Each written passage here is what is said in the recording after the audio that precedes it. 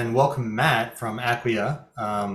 Great to have you here, Matt Wetmore from Acquia, Senior Director of Digital Marketing. Is that correct? Yes, that's correct. Happy to Uh, be here. awesome, great to have you here. And today we're just going to be talking about kind of the background behind what Matt went through in kind of getting Acquia.com to the place that it is right now in terms of site search, as well as a little bit more about just Matt's perspective on the importance of search in general. Yeah, why don't we kick it off? Just dive right in. Matt, if you wouldn't mind just kind of sharing a little bit about yourself, some of the key experiences and background that sort of led you personally to where you are, and then we'll talk about Acquia.com after that. Yeah, definitely. So I've been with Acquia about 4 years. So I run our web team here. So we're responsible for Acquia.com and our developer portal. And I've been kind of building Drupal sites and different web experiences for the better part of my entire career. And yeah, so we've been doing a lot of work on Acquia.com. The current iteration of the site is running about just about a little over 3 years old. And we kind of built it as a rebuild, and then it turned into a rebrand. Awesome. How did you eventually reach a point where you recognize, okay, you know what, we are going to deploy site search? Can you provide a little bit of background about that specifically? Yeah, so when we launched the first iteration of the site, like we knew we had to have search. Um, Unfortunately, it turned into kind of a nice to have MVP approach. So it was a search box with just a list of results, and that was about it. So it just wasn't a huge priority. But as we kind of went along, as the site was deployed and launched, we knew we had to invest in a more robust search solution. And then we kind of started looking at different vendors and partners that we could make that work. Gotcha. That makes a lot of sense. And I was just kind of curious. You mentioned it was kind of a 3-year journey, right? And then the you is the rebranding part of it, was that all sort of the entire 3 years, or was it a portion of that? And kind of I'm just kind of trying to get a little bit more detail about that piece of it. Yeah, it was probably about a good year and a half into after we launched the site. We had our new creative director start, and we kind of started taking a different approach to how we were building the site and what we were trying to promote and highlight for users. And Mhm. so we took a lot of a an approach to really looking at the content strategy and kind of reevaluating the entire structure of the site and making it work better for our users. Gotcha. And do you mind if I ask then, what were some of you mentioned content was obviously a big piece of that. And so who were some of the people, like the personas involved in sort of, driving some of the need for this? Was it folks who are more kind of on the marketing side? Was it the developers, content folks, UX, or was it just kind of a mix of everybody? You know, Yeah, yeah, it was kind of a mix of everyone. So we have our content strategists that are always kind of looking at far as like what people are searching on Google and bringing them to the site. We're kind of always looking at our user research. So as we kind of rebrand and rebuilt parts of the site, we're testing with users and seeing what they're trying to look for and what they're trying to find. hmm. So yeah. Yeah, that gets into some of those issues that it sounds like you were facing. What were some of those the key issues? You mentioned a couple. What was there? There's obviously the content findability issue that you just kind of called out.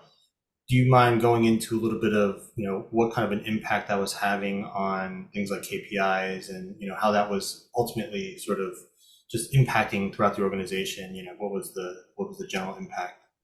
Yeah, I think it was just a lot of the search experience was so poor. We just had old content, poorly tagged content.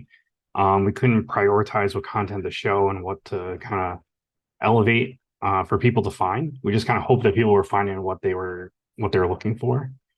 We measure a lot of things like time on page, the overall traffic to the search page. A lot of that was like okay after we kind of rebranded and relaunched, but it wasn't better. And that's what we were trying to do, something better. You kind of run into this issue where you start hearing from people like, "Oh, I searched for this and I didn't find a result," or our biggest one was like people would search for Acquia CDP and like the product page would be like the 12th or 13th item in the list because there's just like other newer content that had been created since we launched that, and so we couldn't just promote certain things up that we wanted people to find. Yeah, and then that. ultimately affects things like conversions, I'm assuming, and on the back end. And is that something that you were able to kind of see and call out, or was that more just you suspected that was the case?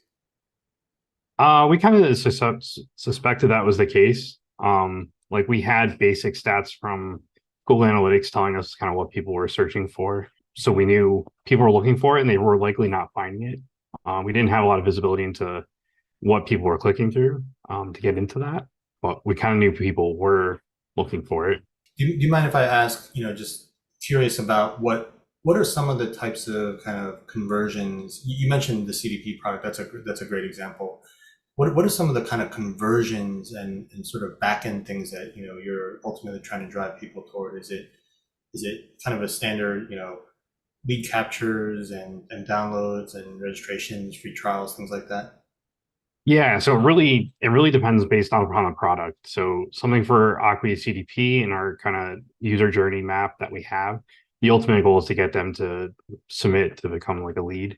As far as like other products, like Site Studio or some of the others like Campaign Studio, we might try to get them to sign up for a trial or a sandbox environment or something else that they can kind of really kind of play around with. So it varies by product. So the more that we can if we see people are doing that research to learn more about the product, we make sure that we can kind of drive them either into a product page because that's likely probably if they're kind of doing deeper research on a product, that's probably where they're looking for. If it's more of a generalized topic keyword, something like that, we're going to kind of promote our pillar content or top of funnel, like more. I don't even know what this topic is. Let me find out more about it. We'll drive people to those. Gotcha. Appreciate that context. Thank you. If I may, can you just spend like 30 seconds just describing then how you came to, SearchStax specifically? I guess we didn't cover this part earlier, just in terms of we obviously also have a partnership, right? I mean, this is a really important part of the Acquia SearchStax relationship. Can you just maybe describe, just in a nutshell, kind of how that came about and then the product that, you chose to go with, et cetera? Yeah, so being a Acquia customer, being on Acquia, we were already leveraging Acquia Search, which is directly integrated with Acquia's Solr instance. And so Drupal has a long history of integrating with Solr and its modules to provide that connectivity. So we were looking for something that was really easy to kind of just leverage and just kind of extend that connectivity to make it easier. So with SearchStax, we were able to just kind of easily just point it at a different Solr instance, and we were kind of up and running. And then we could kind of build on top of that. So our first step was kind of to let's just start indexing stuff with SearchStax and get that to kind of power things, and then let's kind of reimagine the entire search experience and make it better for the end users. Awesome. Thank you for that. Okay, so what's really the big deal? Maybe this is the elephant in the room to some extent, because what's the big deal if web teams decide not to do anything? If you're not in commerce or you're not in certain kind of industries, right? Is it really harming a site if people are using Google or Bing or whatever their internet search engine of choice is to find content on the site? Is that really such a terrible thing? I don't, yeah, I think it is. I mean, at the end of the day, like we want to keep people on the site. You want to kind of keep them within your site, finding the content they're looking for, and making sure you're providing that to them. Without that, it's kind of hard to provide that. I think I know what you're getting at. It's basically just talking about what you mentioned before, which is just you want to keep them on your site and drive them to a conversion. Yep. It's harder to, yeah.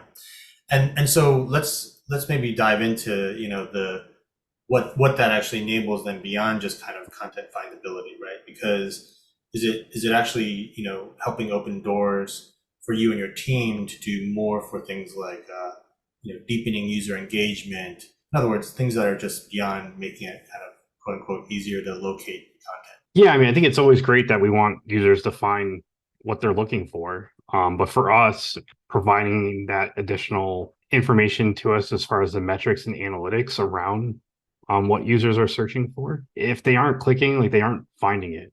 So being able to see kind of what is coming back in the search results and what people are clicking on, what results are getting users to click is really important. I mean, you can have what you think is the best content coming back, but if it's not encouraging a user to click on it, it's not really apparently very useful for them. So I think metrics and analytics are like a big portion of that. Besides just being able to find it, making sure it's the right stuff. And then our other biggest thing is refining and promoting content. So making sure that the results that are coming back are accurate and good for what the user is searching for. And then being able to kind of promote things, just like Google's able to customize and tailor your search experience on their site. You should be able to do kind of the same. So we kind of do things around promoting an event based on certain keywords, or promoting content for specific keywords, or even just promoting content like an ad directly to your search results. All these kind of little things to make sure you kind of, while the user might know what they want to find when they're searching, but you can kind of help them and kind of steer them in the right direction too.